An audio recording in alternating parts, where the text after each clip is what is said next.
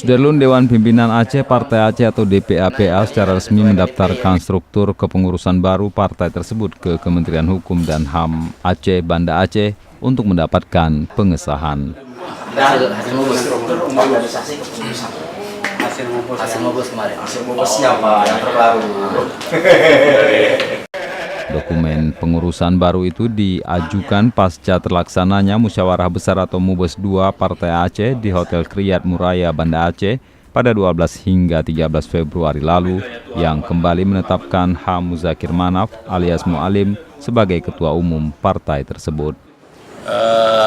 Pertama sesuai dengan peraturan peraturan pemerintah 20 tahun 2007, memang kita harus memprosesnya dalam waktu 14 hari harus kita itu, kemudian kita sahkan kepengurusan itu, kemudian akan kita sampaikan untuk diberitakan pada berita negara. Diundangkan. Setelah itu prosesnya selesai gitu. Selesai. Dan secara otomatis menjadi pengurus beserta. Pengurus ini sudah menjadi pengurus baru dengan anggaran dasar yang baru. Kalau memang ada perubahan anggaran dasar, kemudian ada perubahan pengurus, maka setelah kita sahkan pengurusnya itu ya sudah sah, apalagi sudah diberitakan ke berita negara.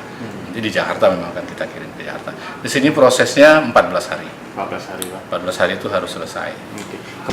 Jadi kita hari ini mengantarkan perubahan ADRT dan perubahan pengurus hasil mubes yang dilaksanakan pada 12 Februari kemarin di Kriyat Hotel.